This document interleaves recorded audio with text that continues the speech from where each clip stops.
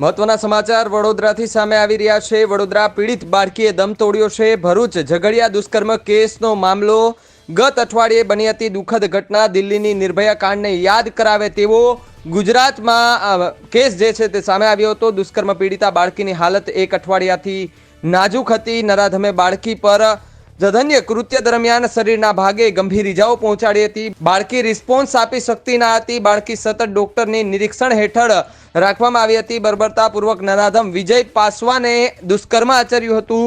Operation અને અન્ય સારવાર બાદ પણ બાળકીના શરીરમાં ઇન્ફેક્શન યથાવત રહ્યું હતું।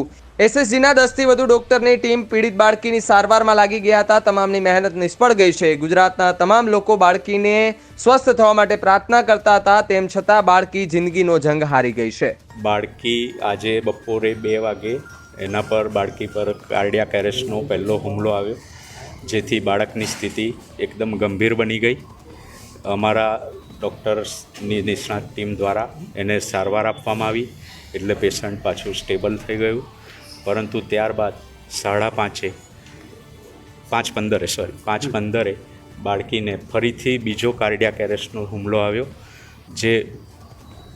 જે દરમિયાન પણ અમારા નિષ્ણાત ટીમો ઉપલબ્ધ જ હતી અહીંયા। એ લોકોએ સારવાર આપી, એકદમ ઉચ્ચ કક્ષાની સારવાર આપી, પરંતુ આશરે 6:15 વાગે બાળકીએ દમ તોડી લીધો છે, મરણ જાહેર કરેલ છે। સર, હવે આગળ શું પ્રોસિજર? અને પોલીસની જે રીતે કાર્યવાહી હોય, કાયદાકીય રીતે જે બી કાર્યવાહી કરવાની થશે એ બધી કરવાની છે।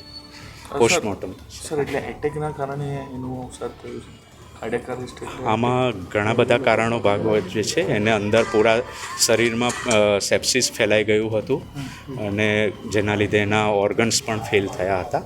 એના લીધે આ કાર્ડિયાકનો હુમલો આવી શક્યો છે।